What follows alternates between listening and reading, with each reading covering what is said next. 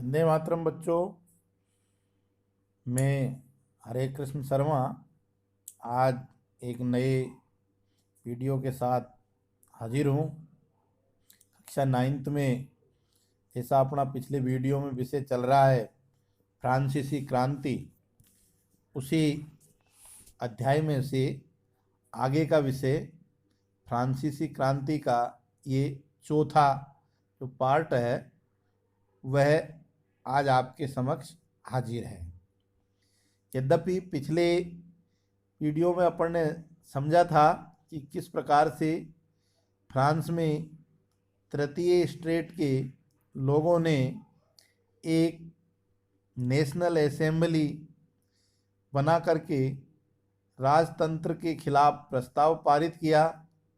और अंत में राजतंत्र को नेशनल असेंबली के द्वारा गठित संवैधानिक व्यवस्थाओं को स्वीकार करना पड़ा। उसी से आगे स्थिति यहीं पर समाप्त नहीं हुई। फिर फ्रांस में आगे चल कर के राजतंत्र खत्म हुआ और एक गणतांत्रिक राष्ट्र की स्थापना हुई। इसके अंतर्गत अपन को यहाँ समझना है कि जैसे कि पूर्व विदित है कि लुई 16वें ने संविधान को स्वीकार कर लिया था, लेकिन इसके बाद भी फ्रांस में एक तनावपूर्ण स्थिति का माहौल था, क्योंकि लुई 16वां या राजतंत्र और प्रसा के बीच में एक गुप्त समझौताकारी नीति चल रही थी, जिसके अंतर्गत अन्य जो फ्रांस के पड़ोसी राष्ट्र थे वो भी चिंतित थे और इस बात की भनक आम जनता को भी थी। और इस जो गुप्त नीतियों का जो प्रभाव रहा, उससे क्रुद्ध होकर के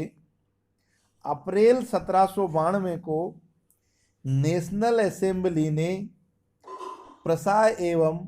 ऑस्ट्रिया के विरुद्ध युद्ध की घोषणा प्रारंभ कर दी और इस घोषणा के साथ ही राजतंत्र एवं कुलीन वर्ग को जनता द्वारा खुली चुनौती देते हुए उन्होंने यूरोपीय राजाओं के खिलाफ एक बड़ा जन आंदोलन खड़ा कर दिया। उनके अंदर देशभक्ति का एक जज्बा था और इस जज्बे को बढ़ाए रखने के लिए उस समय के कवि राजेड दी लाइल द्वारा रचित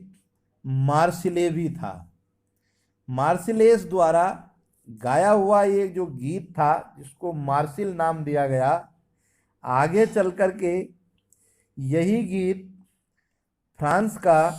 राष्ट्रगान घोषित हुआ। फ्रांस में प्रारंभ हुई इन क्रांतिकारी युद्धों की घटनाओं से वहाँ की जनता को भारी क्षति हुई और अनेक प्रकार की आर्थिक कठिनाइयों का उनको सामना करना पड़ा।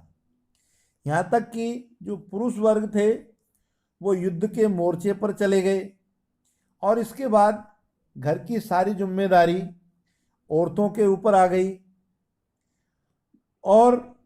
देश की एक बहुत बड़ी आबादी का हिस्सा क्रांतिकारियों की भेंट चढ़ गया, क्योंकि 1791 के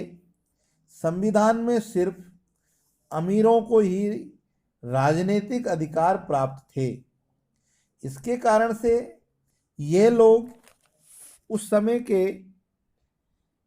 राजनीतिक अड्डों के प्रमुख केंद्र रहे जेकोबिन क्लब के सदस्य थे, जहां पर बैठकर के यह राजनीतिक समूहों की चर्चाएं करते थे और एक नई गतिविधियों को संचालित करने की योजनाएं बनाते थे। इस पूरे कालखंड की अवधि में महिलाएं भी बड़ी जबरदस्त सक्रिय थी और उन्होंने भी अपने अपने अलग अलग क्लब बना रखे थे, जहाँ से वो इन जैकोबिन क्लब के द्वारा बनाई गई नीति निर्धारणों का ध्यान रखती थी और उसके अनुरूप अपने आगे की रणनीति बनाती थी। आमतौर पर हम देखते हैं कि जैकोबिन क्लब के जो अधिकतर सदस्य थे वो समाज के कम समृद्ध लोग थे, और जिसके अंतर्गत ऐसे छोटे दुकानदार, कारीगर जो आमतौर पर हस्तकला में निपुण थे, काम करने वाले थे, रंगाई छपाई का है, जूते बनाने वाले हैं, पेस्ट्री बनाने वाले हैं, या सामान्य नौकर है, दिहाड़ी मजदूर है, ये सब इस क्लब के सदस्य माने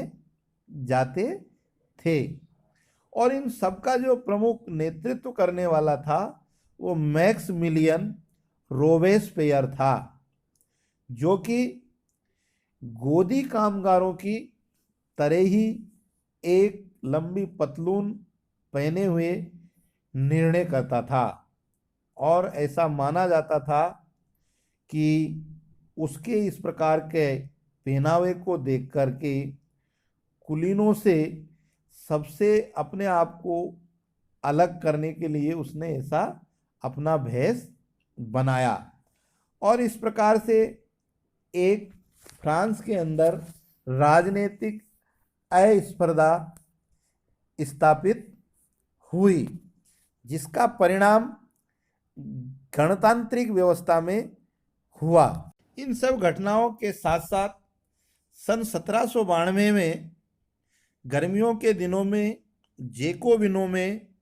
खाद्य पदार्थों की महंगाई एवं सामग्रियों के अभाव से नाराज पेरिस वासियों ने हिंसक विद्रोह कर दिया और 10 अगस्त को सुबह ट्यूलेरिये के महल पर धावा बोल दिया और उस महल के जो राज दरबार के रक्षक थे उनको मार डाला और राज परिवार को कई घंटों तक बंधक बनाए रखा। और बाद में असेंबली के द्वारा निर्णय हुआ कि शाही परिवार को जेल में डाल दिया जाए और देश में नए चुनाव कराए जाएं, और इन चुनावों में पारदर्शिता रखते हुए 21 वर्ष से अधिक आयु के प्रत्येक पुरुष वर्ग को मतदान करने का समान अधिकार दिया गया। जैसा कि पूर्व जो संविधान में केवल संपत्ति के आधार पर ही लोगों को मतदान का अधिकार था, वो समाप्त कर दिया गया और समान मतदान का अधिकार दिया गया। नवनिर्वाचित जो असेंबली थी उसका नाम कन्वेंस रखा गया और इस प्रकार हम कह सकते हैं कि 21 सितंबर 1792 को फ्रांस में राजतंत्र का अंत हो गया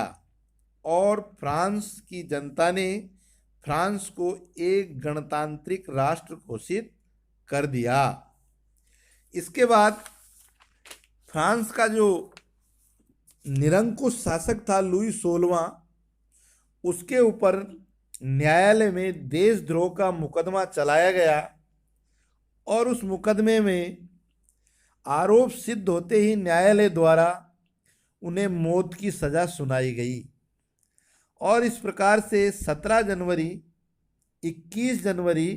1793 को पेरिस का सार्वजनिक जो स्थान था को पैलेस डी ला कॉनकॉर्ड में लुई को सार्वजनिक चौराहे पर फांसी पर लटका दिया गया और इसी अनुरूप बाद में उसके परिवार के सदस्यों के साथ भी यही हर्ष हुआ। इस प्रकार हम कह सकते हैं कि फ्रांस में एक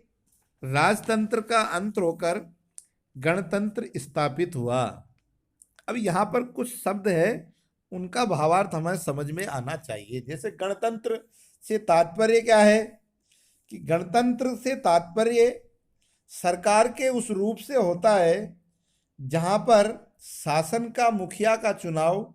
जनता द्वारा स्वैच्छिक मतदान के द्वारा होता है, अर्थात शासक जनता की पसंद का व्यक्ति निर्वाचित होता है। इसी प्रकार से एक शब्द आया है यहाँ पर, देशद्रोह। देशद्रोह किसे कहते हैं, जो अपने देश या वहाँ की निर्वाचित सरकार से विश्वासघात करने का कार्य करता है, ऐसे व्यक्ति को देशद्रोही की उपमा दी गई है। एक शब्द आया इसमें, कॉन्वेंट। कॉन्वेंट का तात्पर्य फ्रांस में धार्मिक जीवन को समर्पित समूह की इमारत से लिया गया। और इस प्रकार से आज का ये जो विषय था कि